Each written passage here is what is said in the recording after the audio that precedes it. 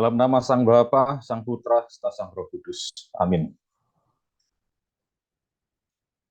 Bapak Ibu Saudara yang terkasih dalam nama Tuhan Yesus, pada kesempatan malam hari ini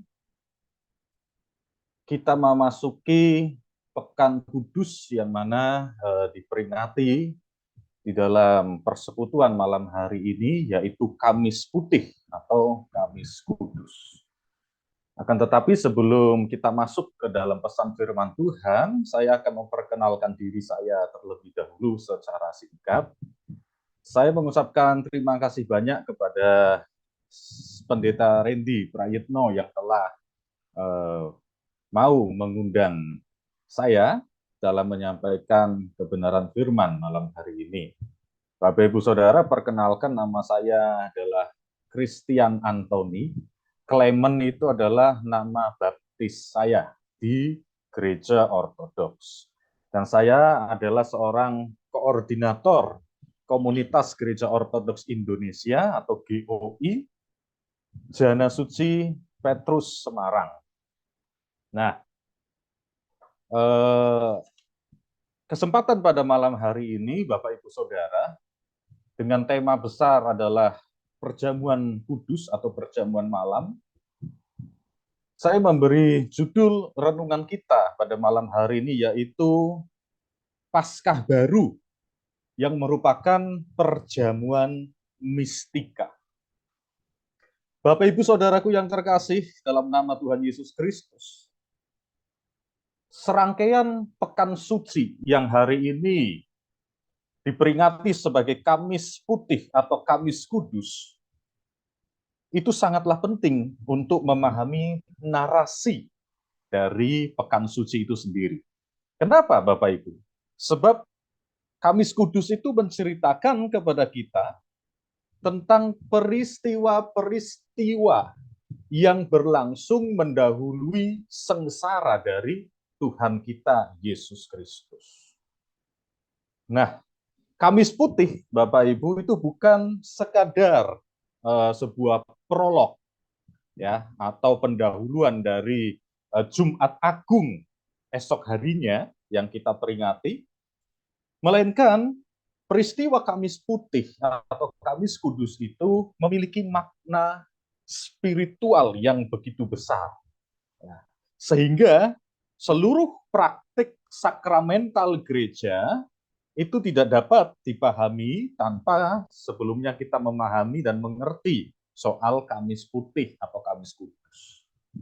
Nah, pada Kamis Kudus itu terjadi 4 peristiwa.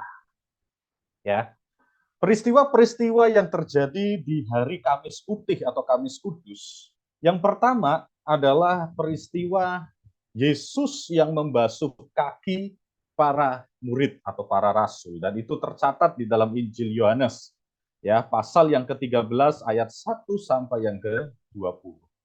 Kemudian peristiwa yang kedua yang terjadi di hari Kamis Putih ialah peristiwa perjamuan kudus itu sendiri, yang mana keempat Injil itu mencatat peristiwa ini. Selanjutnya yang terjadi pada malam Kamis Kudus ini adalah doa Yesus di Getsemani.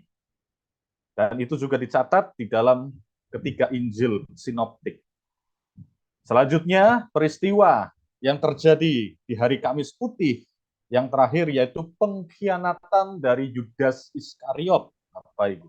Dan itu dicatat di dalam keempat Injil.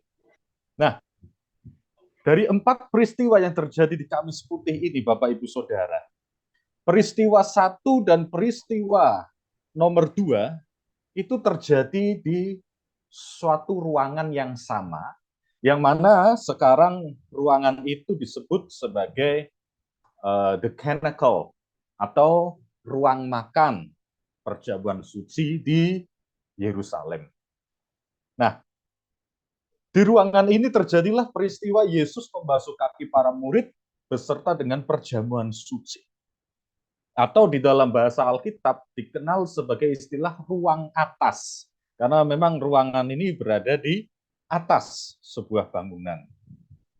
Di ruangan ini jugalah Bapak Ibu Saudara Kristus Tuhan kita menampakkan dirinya kepada para muridnya setelah penderitaannya selesai. Dan di ruangan yang sama ini jugalah peristiwa Pentakosta atau turunnya Roh Kudus ke atas para murid itu juga terjadi. Nah, ruangan yang Bapak Ibu Saudara lihat dari gambar ini adalah sebuah arsitektur yang paling awal yang berasal dari abad ke-12 ya, yang masih dapat kita saksikan sampai hari ini di Yerusalem. Nah, kita akan masuk Bapak Ibu ke dalam pesan firman Tuhan yang pertama, yaitu peristiwa Yesus membasuh kaki para rasulnya. Sebelum kita masuk ke dalam peristiwa perjamuan suci, ada beberapa hal yang dapat kita pelajari sebagai bahan perenungan kehidupan spiritual kita. Yang pertama, Bapak Ibu, ketika Kristus Tuhan kita ini hendak membasuh kaki para muridnya, Rasul Petrus itu pada awalnya menolak untuk mengizinkan Tuhan kita membasuh kakinya. Ya, itu tercatat di dalam Injil Yohanes pasal 13 ayat yang ke-8. Kata Petrus kepadanya, engkau tidak akan membasuh kakiku sampai selama-lamanya. Jadi Petrus melarang Kristus untuk membasuh kakinya.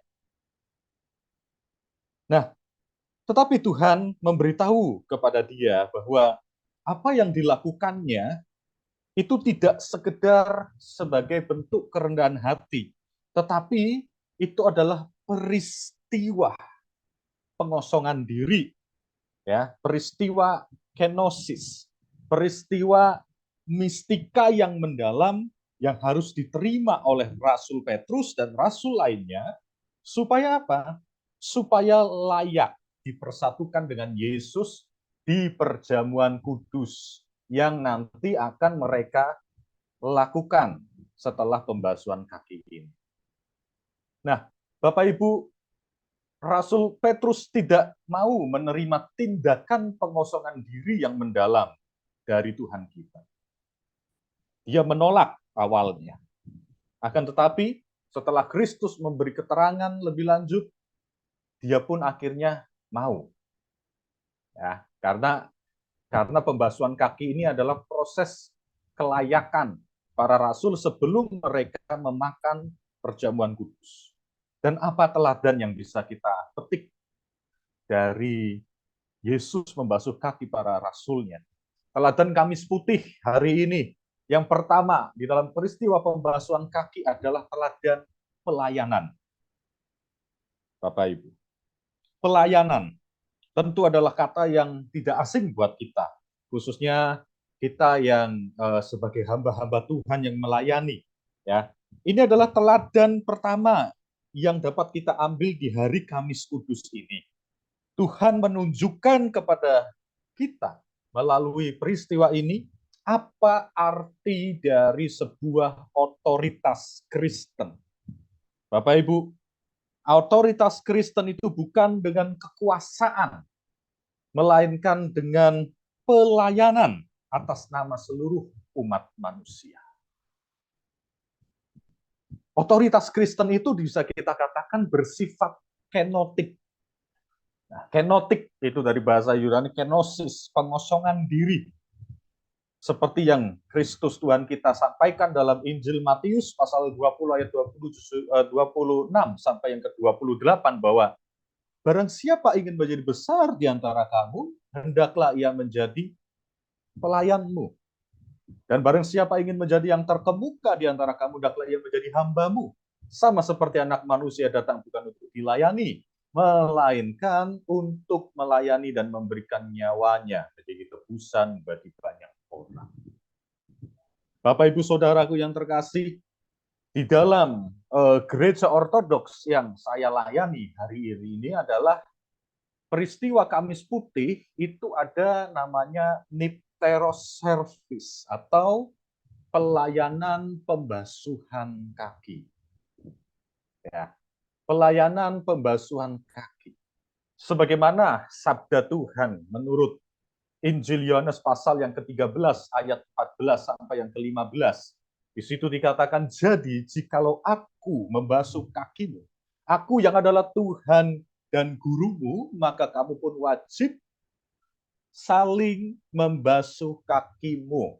Perhatikan Bapak Ibu, wajib saling membasuh kakimu. Sebab apa? Sebab aku telah memberikan suatu teladan kepada kamu supaya kamu juga berbuat sama seperti yang telah kuperbuat kepadamu.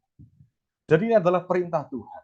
Dan di dalam gereja ortodoks, hari Kamis Putih akan dilayani yang namanya pelayanan pembasuhan. Yang akan dilakukan oleh seorang imam, presbiter, atau kalau ada seorang uskup, maka uskup yang akan membasuh kaki para presbiternya, para diakonnya. Begitu juga dengan jemaat-jemaat lainnya. Nah, di sini ada contoh gambar Patriark Theophilus dari Gereja Ortodoks Yerusalem yang melayani nipteros atau pembasuhan kaki. Dan itu adalah tradisi gereja yang masih terus dipertahankan karena itu adalah perintah Tuhan sendiri dalam Injil Yohanes.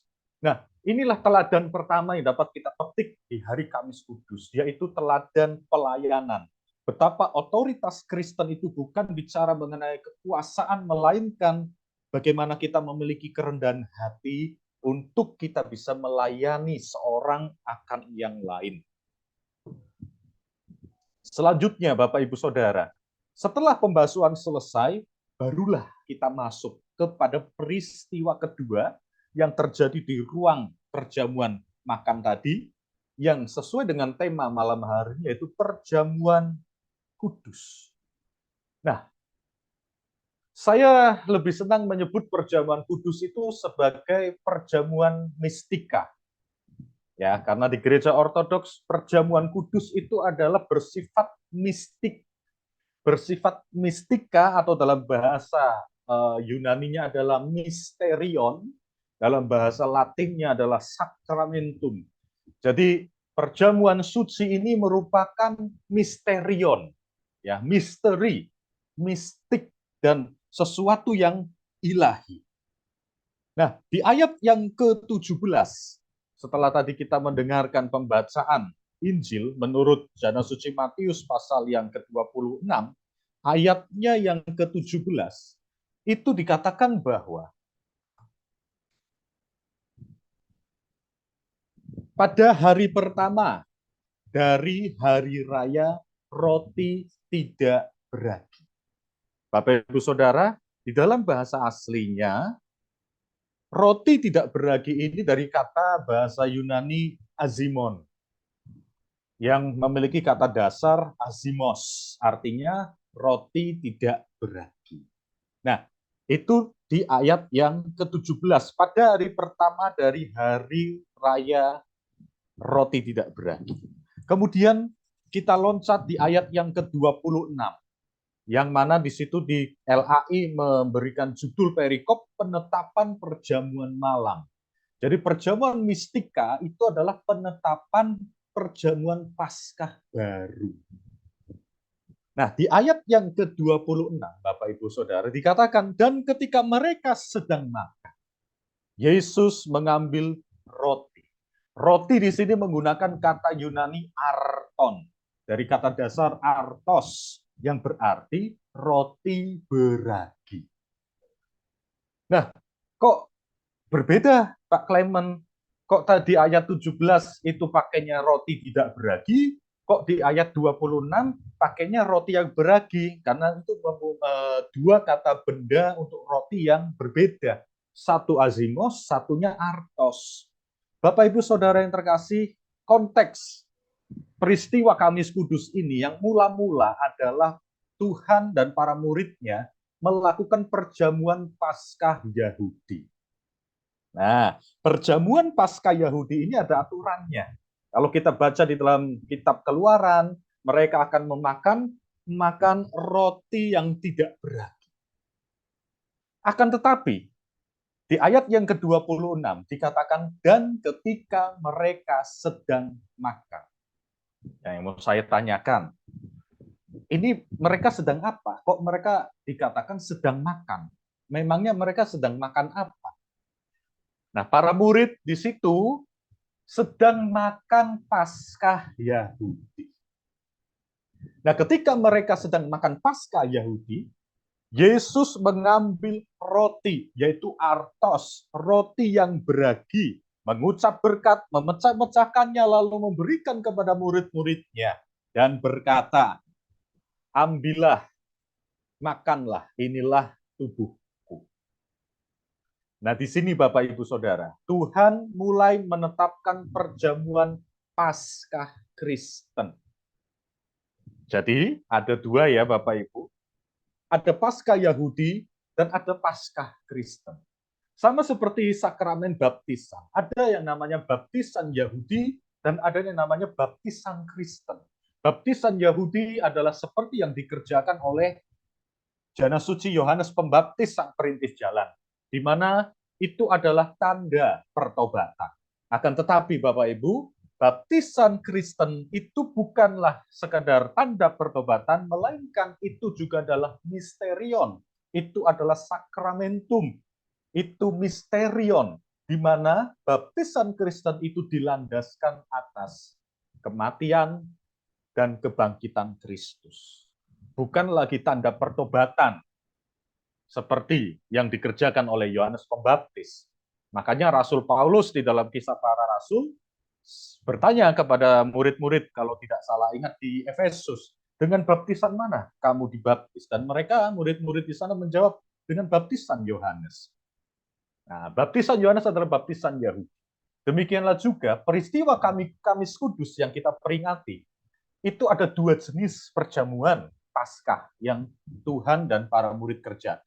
Pertama-tama mereka melakukan Paskah Yahudi dengan makan roti tidak beragi. Kemudian Tuhan kita menetapkan Paskah baru, yaitu perjamuan mistika dengan menggunakan roti beragi. Kalau Bapak Ibu Saudara melihat di inset gambar ini yang sebelah kiri bawah, itu adalah roti beragi yang digunakan di dalam gereja ortodoks dalam perjamuan suci. Dan Tuhan dalam Paskah yang baru ini mengucapkan perkataan institusi. Dia berkata atas roti yang dia pegang, inilah tubuhku.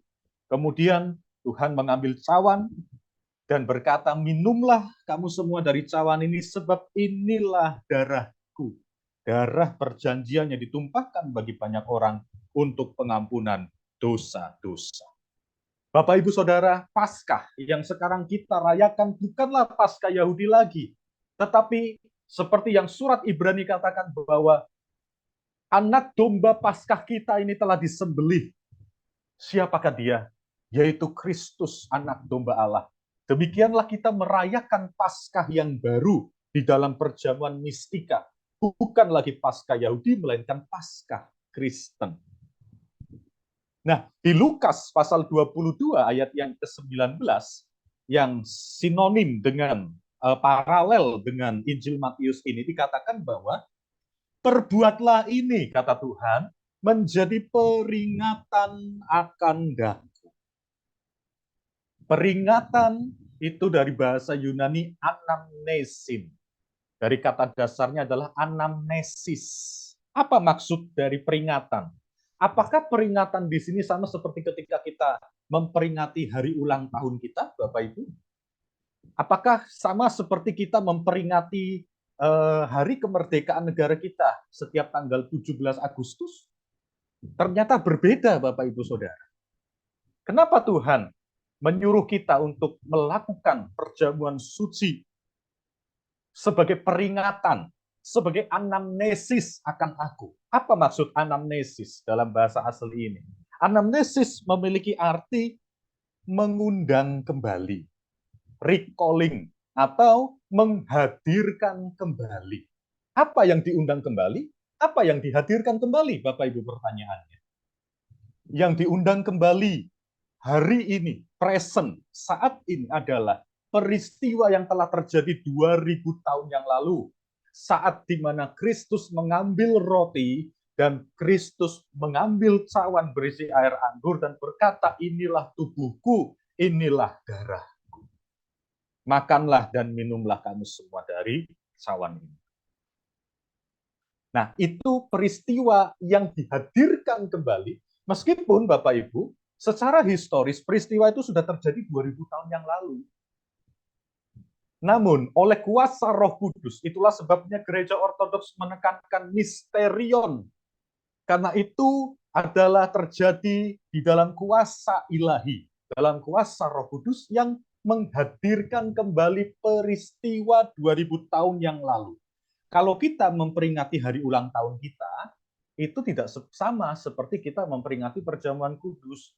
Karena apa? Kita tidak dapat menghadirkan peristiwa kita lahir sekian puluh tahun yang lalu di hari ini. Begitu juga dengan peringatan 17 Agustus. Kita tidak dapat menghadirkan kembali peristiwa yang sudah terjadi tahun 1945 di hari sekarang ini. Akan tetapi ini berbeda dengan perjamuan mistika. Perjamuan mistika, Yesus hadir kembali. Kuasanya dihadirkan kembali oleh Roh Kudus hari ini di dalam gerejanya melalui sakramen perjamuan mistika. Bapak, Ibu, Saudara, kalau kita melihat insight gambar ini adalah sebuah bayangan atau ilustrasi seorang imam di dalam gereja ortodoks yang sebelah kiri sedang memberikan perjamuan suci kepada umat. Sama seperti Kristus Tuhan kita memberikan perjamuan suci kepada para rasulnya. Demikianlah peristiwa itu dihadirkan kembali. Imam, presbiter adalah ikon Kristus. Mereka adalah gambar representasi dari Kristus itu sendiri. Sama seperti kita menerima perjamuan kudus dari tangan seorang imam, demikianlah juga secara misterion kita menerima perjamuan kudus dari tangan Tuhan sendiri yang terjadi 2000 tahun yang lalu. Ini tidak bisa kita mengerti melalui pikiran kita, Bapak Ibu. Melainkan hanya dengan iman di dalam kuasa Sang Roh Kudus. Sebab ini adalah perintah Tuhan sendiri, anamnesi, menghadirkan kembali.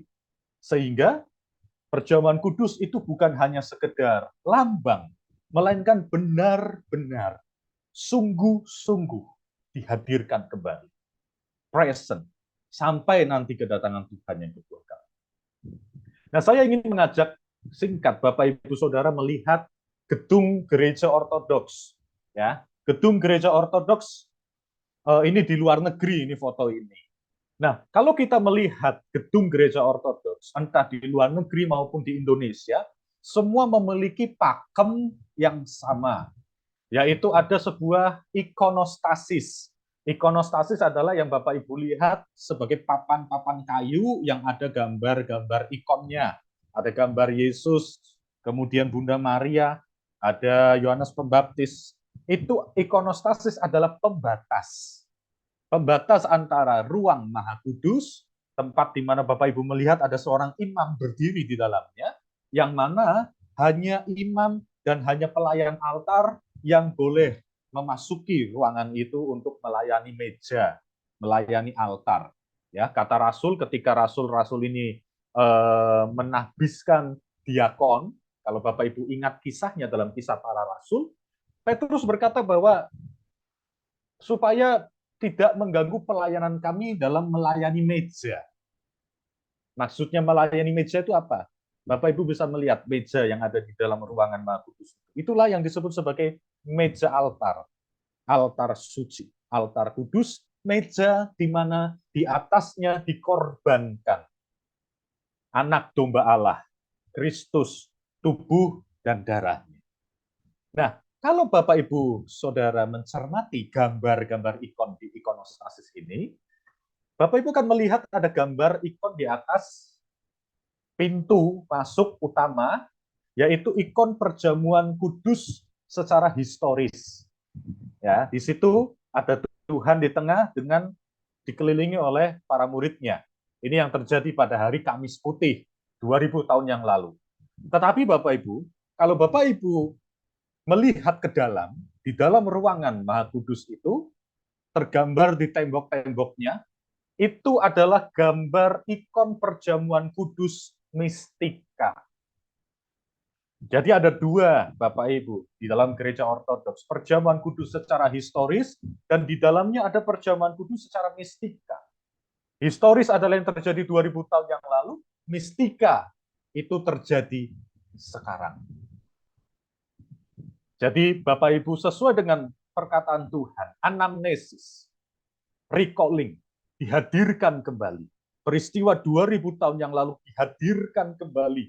Saat itu, saat imam berkata, mengucapkan perkataan institusi, inilah tubuhku, inilah darahku. Tuhan secara roh yang tak nampak oleh mata kita hadir di situ bersama dengan para kudusnya. Itulah sebabnya perjamuan suci juga di dalam gereja ortodoks disebut sebagai perjamuan kudus mistika. Tidak hanya historis, tidak hanya peringatan historis seperti kita memperingati 17 Agustus, namun juga kita memperingati saat ini. Jadi peristiwa 2000 tahun yang lalu hadir kembali oleh kuasa Roh Kudus sehingga kita benar-benar tinggal bersama dengan Tuhan. Bapak Ibu Saudara, di dalam perjamuan mistika, Tuhan hadir dan masuk dalam persekutuan umat beriman sedemikian rupa sehingga Tuhan memberi makan umat manusia dengan keberadaannya sendiri. Saya meminjam gambar dari gereja barat. Kalau Bapak Ibu melihat gambar inset ini adalah gambar burung pelikan. Yang mana Bapak Ibu, burung pelikan itu punya sifat ketika masa-masa paceklik atau masa-masa kelaparan, maka induk dari burung pelikan, dia akan melukai dirinya sendiri sehingga akhirnya keluar darah. Untuk apa? Memberi anak-anaknya makan. Bukankah ini adalah suatu gambaran betapa Tuhan kita juga melakukan hal yang demikian? Tuhan kita memberi makan roti hidup, air hidup, yaitu darahnya sendiri, untuk pengampunan dosa kita, untuk hidup yang kekal. Diberinya makan dari tubuhnya sendiri. Sama seperti burung pelikan ini memberikan makan anak-anaknya dari tubuh dan darahnya sendiri. Supaya apa? Supaya anak-anaknya tetap hidup. Dalam kondisi ekstrim, bahkan induk pelikan rela sampai mati demi anak-anaknya dapat hidup. Saudaraku yang terkasih dalam Tuhan, dalam perjamuan mistika Tuhan hadir, Tuhan masuk ke dalam kehidupan umat beriman.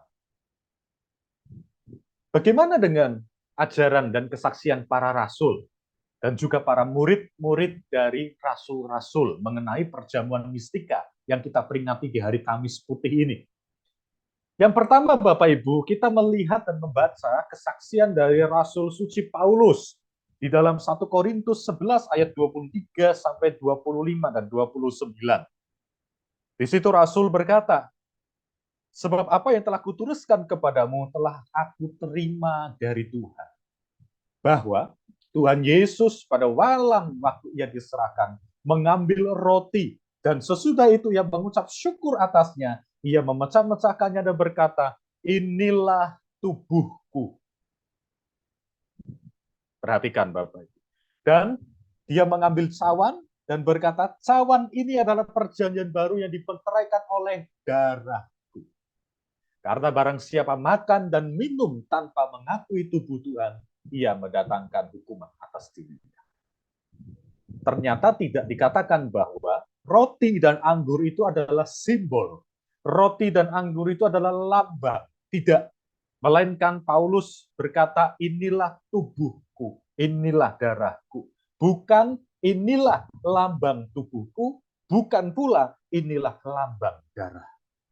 Roti dan anggur itu benar-benar tubuh dan darah Tuhan. Karena apabila itu lambang, maka bagaimana lambang bisa memberi hidup? Bagaimana lambang bisa memberikan hidup yang kekal? Dan bagaimana juga kalau memang itu benar hanyalah sekedar simbol atau lambang, maka dapat mendatangkan hukuman atas diri kita. Bagaimana dengan kesaksian murid-murid dari para rasul? Saya mengutip perkataan dari Jana Suci atau Santo Ignatius, uskup ketiga Antioquia tahun 110. Beliau adalah murid dari Rasul Yohanes dan Rasul Petrus. Beliau berkata di dalam suratnya kepada gereja di Smyrna pasal yang ke-6 ayat yang kedua bahwa mereka yang tidak percaya kehadiran Yesus dalam Ekaristi adalah bidat atau heretik. Perhatikanlah, mereka yang memiliki pendapat bermacam-macam tentang rahmat Yesus Kristus yang diberikan kepada kita, dan lihatlah bagaimana pendapat mereka bertentangan dengan pikiran Tuhan. Mereka menolak Ekaristi dan doa karena mereka tidak mengakui bahwa Ekaristi adalah sungguh tubuh Yesus Kristus penebus kita. Ini kesaksian dari Janus Suci Ignatius yang hidup bersama dengan Rasul Yohanes. Rasul Yohanes adalah rasulnya Tuhan sendiri. Ya, jadi kesaksiannya sangat dapat kita percaya, sangat dapat kita pegang. Bahwa ternyata para rasul dan murid-muridnya itu menganggap roti dan anggur bukan simbol, bukan lambang, melainkan benar-benar tubuh dan darah Tuhan. Lalu selanjutnya, Janus Suci Justinus Martir, seorang apologet di tahun 130, beliau juga mendapat pengajaran dari Rasul Yohanes, menuliskan di dalam apologianya kepada Kaisar Romawi, beliau berkata, kami menamakan makanan ini Ekaristik, dan tidak ada seorang pun yang diizinkan untuk mengambil bagian di dalamnya, kecuali bagi yang percaya bahwa pengajaran kami adalah benar atau ortodoks. Ortodoks itu artinya ajaran yang benar. Ya, dari kata Yunani ortos, benar, dan doxa, pengajaran. Sebab bukan sebagai roti biasa atau minuman biasa kami mempercayai ini. Makanan yang dijadikan sebagai Ekaristi dengan doa Ekaristi sebagaimana yang diajarkannya adalah tubuh dan darah dari Yesus Sang Firman yang menjadi manusia.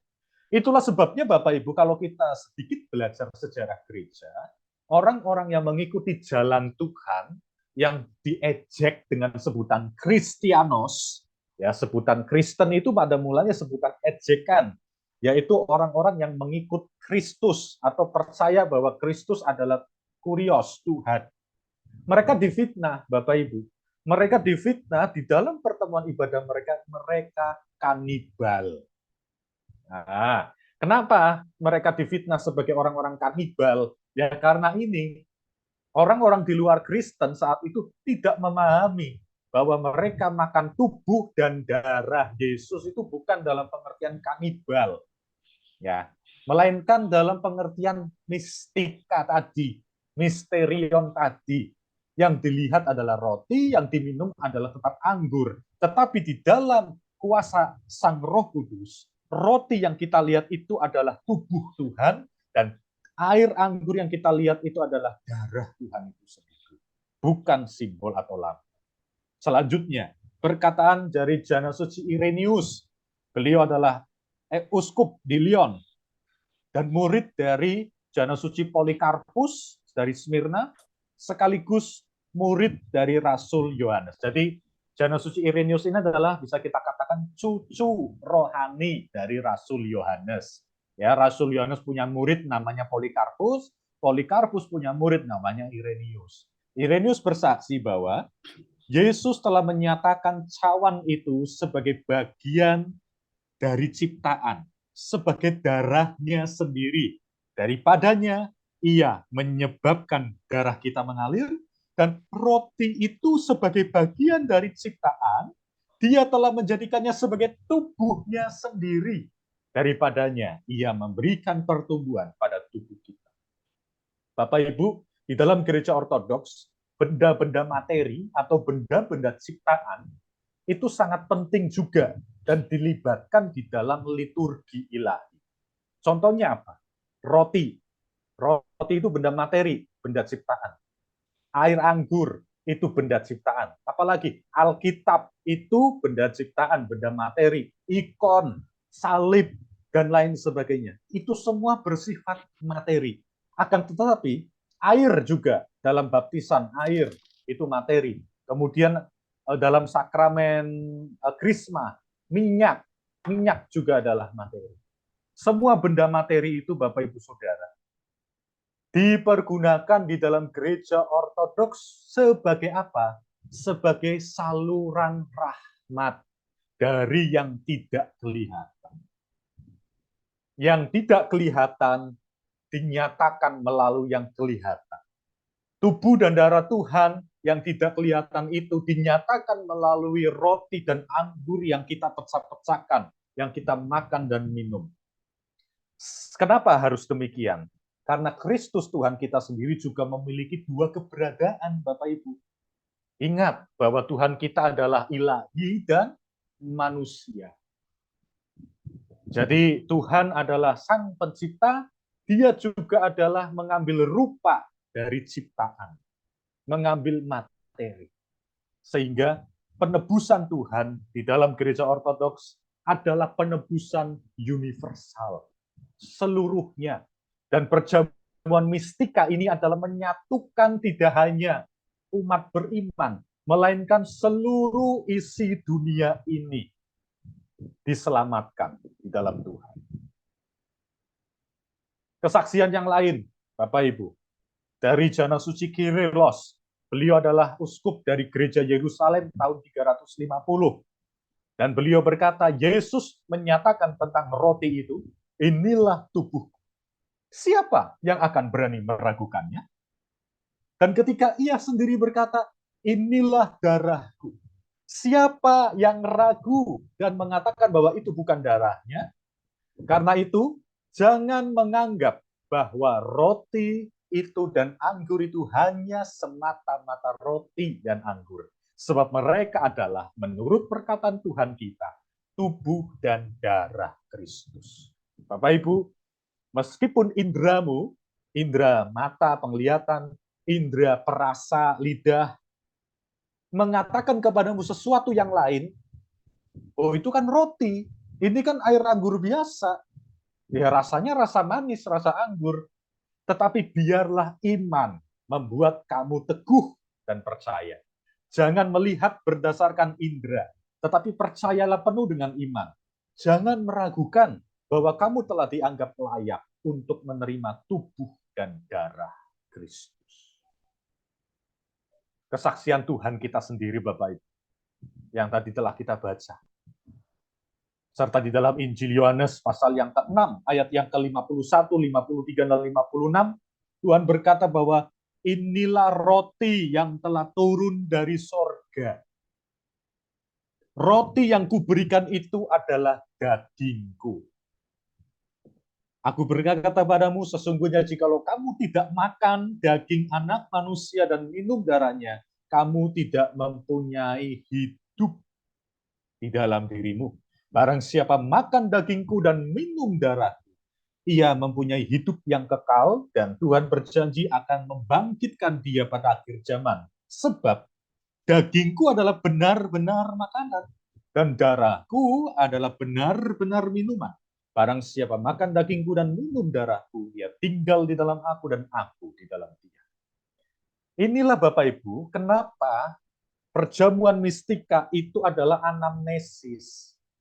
Menghadirkan kembali, bukan sekedar simbol atau peringatan, sama seperti peringatan ulang tahun. Tidak. Karena apa? Tuhan berfirman, barang siapa makan dagingku dan minum darahku, dia tinggal di dalam aku dan aku di dalam dia. Ketika umat Kristen Ortodoks itu memakan perjamuan suci, maka dia bersatu di dalam Tuhan dan Tuhan tinggal di dalam dia. Itulah sebabnya Bapak Ibu, teladan Kamis Kudus atau Kamis Putih selanjutnya yang dapat kita petik dari perjamuan mistika ini adalah pengorbanan. Kalau tadi pembasuhan kaki kita memahami, mengambil nilai pelayanan, lalu disempurnakan di dalam perjamuan kudus yaitu pengorbanan. Kenapa pengorbanan? Karena perjamuan kudus atau perjamuan mistika ini identik dengan pengorbanan Kristus di atas kayu salib yang memberikan dagingnya dan darahnya bagi pengampunan dosa-dosa. Bapak Ibu Saudara, Kamis Putih atau Kamis Kudus itu adalah ulang tahun perjamuan Kudus. Ya. Jadi peringatan Kamis Putih adalah peringatan ulang tahun perjamuan kudus atau perjamuan Paskah Kristen, bukan Paskah Yahudi. Paskah yang kita lakukan adalah Paskah Kristen, bukan Paskah Yahudi. Nah, agar ini aplikasinya Bapak Ibu, supaya kita layak dapat mengambil bagian di dalam sakramen perjamuan mistika ini, maka diperlukan lebih dahulu adalah sakramen pengakuan dosa. Sama seperti para rasul, sebelum perjamuan kudus, mereka dibasuh oleh Tuhan sendiri, dibersihkan oleh Tuhan sendiri, dilayakkan supaya bisa layak menerima tubuh dan darahnya. Demikianlah juga dengan kita umat beriman, sebelum makan dan minum dari perjamuan Tuhan, kita perlu dibasuh. Yaitu apa? Dibasuh dosa-dosa kita melalui sakramen pengakuan dosa. Kenapa, Bapak Ibu? Karena ada peringatan dari Rasul Suci Paulus di dalam 1 Korintus 11 ayat 27 sampai yang ke-31, barang siapa dengan cara yang tidak layak makan roti atau minum cawan Tuhan, ia berdosa terhadap tubuh dan darah Tuhan. Perhatikan ya, bukan lambang tubuh dan lambang darah, melainkan benar-benar tubuh dan darahnya Tuhan. Karena itu, hendaklah tiap-tiap orang menguji dirinya sendiri. Dan sesudah itu ia makan roti dan minum dari cawan itu. Tiap-tiap orang menguji dirinya sendiri, inilah pengakuan dosa. Dosa apa saja yang telah aku perbuat, kita mengaku kepada Tuhan. Menguji dirinya sendiri. Sesudah itu, barulah dia boleh makan dan minum dari satu cawan itu. Karena barang siapa makan dan minum tanpa mengakui tubuh Tuhan, dia mendatangkan hukuman atas dirinya. Sebab itu banyak di antara kamu yang lemah dan sakit dan tidak sedikit yang meninggal. Kalau kita menguji diri kita sendiri, hukuman tidak menimpa kita. Ini loh Bapak Ibu, kenapa roti dan anggur itu bukan lambang. Karena kalau itu benar hanya lambang biasa, maka kenapa itu bisa mendatangkan penyakit? Maka kenapa bahkan itu bisa membuat orang meninggal? Seolah-olah dia terkena kutuk. Karena roti dan anggur itu bukan sekedar simbol, melainkan itu benar-benar Tuhan sendiri. Benar-benar tubuh dan darah Tuhan sendiri. Itulah sebabnya umat beriman perlu untuk mengakui dosa-dosanya, sebab dia akan menyatu dengan Tuhan yang Maha Kudus. Tuhan yang Maha Kudus tidak dapat bersatu dengan orang-orang yang berdosa. Itulah sebabnya gereja ortodoks menyediakan sarana pengampunan, yaitu sakramen pengakuan dosa. Seperti yang Rasul Yohanes katakan dalam 1 Yohanes 1 ayat 9, jikalau kita mengaku dosa kita, maka dia adalah setia dan adil. Maka dia akan mengampuni dosa-dosa kita dan menyucikan kita dari segala kejahatan. Jana Suci Yohanes Chrysostomus, Uskup Agung Konstantinopel tahun 404 meninggalnya, beliau berkata, malulah ketika engkau berbuat dosa, namun beranilah ketika engkau mengaku dosa. Iblis telah memutarbalikkan kebenaran ini. Ia membuat kita berani berbuat dosa dan malu mengakui dosa. Benar kan Bapak Ibu? Ketika kita berbuat dosa, kayaknya berani-berani saja, santai-santai saja. Lalu ketika kita mau mengaku dengan mulut kita segala dosa yang sudah kita perbuat, kok rasanya ada rasa malu ya, ada rasa sungkan gitu. Apalagi di dalam gereja ortodoks, Bapak Ibu, sakramen pengakuan dosa itu kita benar-benar mengucapkan dengan bersuara dosa-dosa yang telah kita lakukan dengan disaksikan, didengar oleh imam, oleh presbiter. Mengakunya kepada Tuhan, tetapi ada saksi yang mendengar dan mendoakan. Jadi tidak hanya Tuhan saja yang mendengar, Bapak Ibu, tetapi ada saksi. Seperti Tuhan berkata, keterangan 2 atau 3 orang saksi adalah sah. Maka di dalam pengakuan dosa, gereja ortodoks pun melakukan yang demikian. Mengaku kepada Tuhan atas segala dosa yang diperbuat dengan disaksikan dan didengar oleh imam. Maka setelah imam mendengar pengakuan dosa itu, imam akan mendoakan. Nah, ini gambarnya. Di dalam gereja ortodoks, ketika seorang sudah mengakui dosa-dosanya kepada Tuhan, didengar oleh imam, maka imam akan menudungi kepala si pengaku dosa dengan epitrakilionnya atau sampur jangganya yang ada diikat di leher itu, di atas kepala dari si pengaku untuk mendoakan pengampunan dan pembersihan dosa-dosanya. Dan kita lihat secara mistika lagi, sakramen ini, iblis pun pergi dari orang yang sudah mengaku dosanya, benar-benar diampuni sesuai dengan firman Tuhan, 1 Yohanes 1 ayat yang ke-9, dan Allah mengaruniakan rahmat pengampunan atasnya. Terlebih Bapak Ibu dalam Injil Yohanes 20 ayat 21 sampai 23. Maka kata Yesus sekali lagi, damai sejahtera bagi kamu. Ini kata Tuhan kepada para rasul. Sama seperti Bapa mengutus aku, demikian juga sekarang aku, Yesus, mengutus kamu, para murid, para rasul. Dan sesudah berkata demikian, Yesus mengembusi mereka, para rasul, dan berkata, terimalah Roh Kudus. Jikalau kamu mengampuni dosa orang, dosanya diampuni. Dan jikalau kamu menyatakan dosa orang tetap ada, dosanya tetap ada. Bapak Ibu, sebelum Tuhan naik ke sorga, Tuhan sudah memberi kepada kita sarana. Tuhan sudah memberi kepada kita fasilitas kesehatan jiwa untuk penyembuhan dosa-dosa kita ketika selama kita hidup di dunia. Yaitu apa? Datanglah kepada para rasul untuk pengakuan dosamu. Maka para rasul akan mendoakan kamu dan menyatakan dosamu diampuni, pergilah dalam damai sejahtera. Maka benar-benar diampuni, Bapak Ibu. Nah, masalahnya para rasul sudah meninggal. Para rasul sekarang sudah tidak ada di dunia ini. Jangan khawatir, ketika kita membaca kisah para rasul dituliskan, diceritakan di sana, mereka mengangkat orang-orang di tempat penginjilan mereka masing-masing menjadi episkop dan presbiter serta diakon-diakon. Dalam terjemahan LAI itu diterjemahkan sebagai penilik jemaat, itu uskup, episkop. Dan juga penatua atau presbiter, ya, romo atau imam.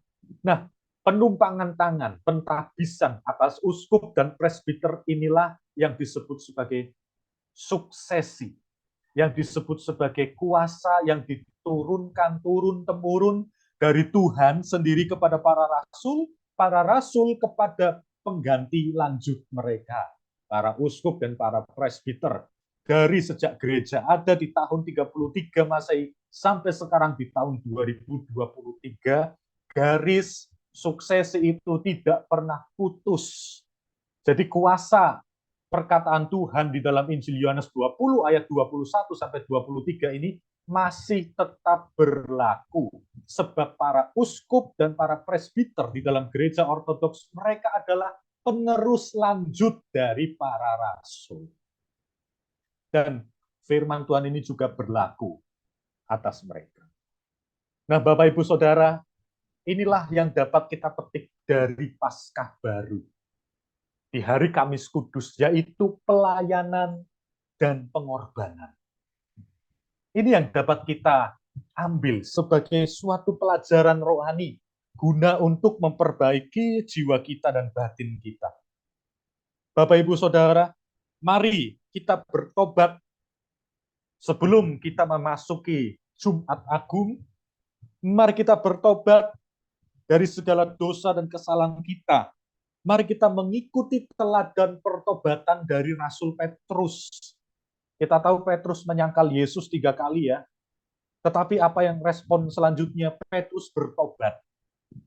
Jangan kita ikuti Yudas Iskariot yang mengkhianati Tuhan.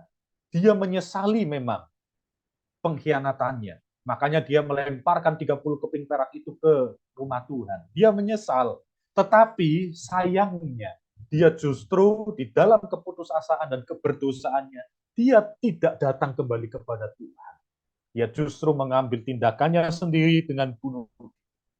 Bapak, Ibu, Saudara yang terkasih, Kamis Kudus ini jadikan sebagai hari di mana kita kembali melihat batin kita, melihat kalbu kita, melihat segala dosa-dosa yang sudah kita perbuat, dan kita mengenang, anamnesis, menghadirkan kembali saat ini melalui sakramen perjamuan kudus di dalam gerejanya, pengorbanan Tuhan.